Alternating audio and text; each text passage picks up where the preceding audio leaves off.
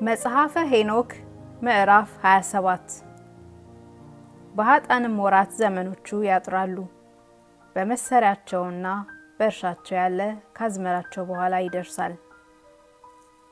በምድር ላይ ያለ ሥራ ሁሉ ይለወጣል፣ በዘመኑም አፍርቶ አይታይም። ዝናምም ይከለከላል፣ ሰማይም ዝናምን አታዘንብም። በእነዚህም ዘመኖች ፊት የሚደርሰው የምድሩ ፍሬ በኋላ የሚደርስ ይሆናል። በዘመኑም አይበቅልም፣ የእንጨቱንም ፍሬ ከማፍራት ይከለከላል። ጨረቃም ሥርዓቱን ይለውጣል፣ በዘመኑም ሲያበራ አይታይም። በእነዚያም ወራቶች ሰማይ ጠርቶ ይታያል።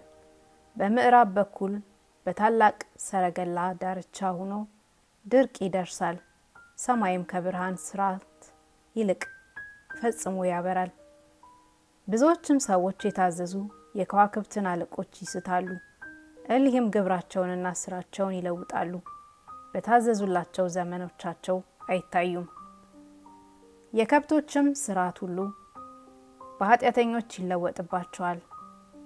በዚህም ዓለም የሚኖሩ ሰዎች በእነርሳቸው አእምሯቸውን ይለውጣሉ፣ ስራቸውንም ሁሉ ይለውጣሉ፣ ይስታሉ፣ አምላኮችንም ያስመስላቸዋል። መከራ ይበዛባቸዋል፣ ሁሉንም ያጠፋቸው ዘንድ መቅሰፍት ይመጣባቸዋል። ሄኖክ በሰማይ ሰሌዳ የተጻፈውን መጽሐፍ እይ፣ ተመልከት፣ በእነሱ የተጻፈውንም አንብበው፣ አንዱን ሁሉ መርምረህ ወቅ አለኝ አለ። በሰማይ ዳርቻ የተጻፈውን አይቼ የተጻፈውን ሁሉ አነበብኩ፣ ሁሉንም መርምሬ አወቅሁ።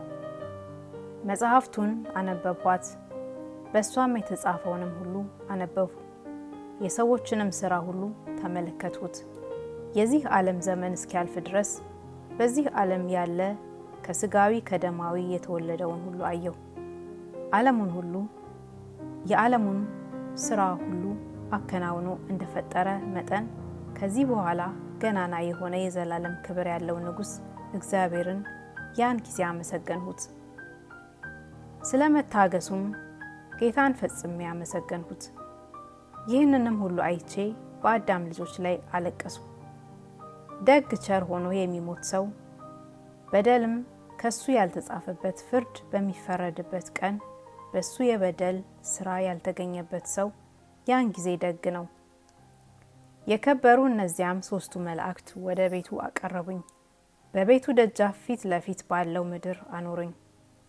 ለእጅህ ለማቱሳላ ይህንን ሁሉ ንገር፣ እሱ በደካማ ባህሪ ፈጥሯቸዋልና በጌታ ፊት ሥጋዊ ደማዊ ሰው ሁሉ እንዳይከብር ለልጆችህም ሁሉ ይህንን ገልጠህ አስተምር አሉኝ። ልጆችህን ታስተምራቸው ዘንድ ትጽፍላቸውም ዘንድ ለልጆችህም ሁሉ ታዳኝባቸው ዘንድ ዳግመኛም እስክታዝንላቸው ድረስ በልጆችህም ዘንድ 1 ዓመት እንተውልሃለን አሉኝ። በሁለተኛው ዓመት ግን ከእነሱ መካከል ይወስዱሃል። ደጎች ሰዎች ለደጎች ሰዎች እውነት ነገርን ያስተምራሉና ለማስተማር ልቦናህን ይጽና። ደግ ሰው ከደግ ሰው ጋር ደስ ይለዋል፣ እርስ በርሳቸውም ይዋደዳሉ። ኃጥአም ሰው ከኃጥአን ሰው ጋር ይሞታል። ወደ ኃጢአትም የተመለሰ ሰው ወደ ኃጢአት ከተመለሰ ሰው ጋር በባህረ ገሃነም ይሰጥማል። በጎ ስራም የሚሰሩ ሰዎች የክፉ ሰዎችን ስራ አንሰራም ስላሉ ይሞታሉ። እግዚአብሔርን የዘነጉ የክፉ ሰዎችንም ስራ ስለሰሩ በሚጠፉበት ቦታ ይሰበሰባሉ። በእነዚያም ወራቶች መላእክት ከኔ ጋር ተነጋግረው ጨረሱ። 4ቱን ማዕዘነ ዓለም የፈጠረ ጌታን እያመሰገንሁት ወደ ዘመዶቼ ገባሁ አለ።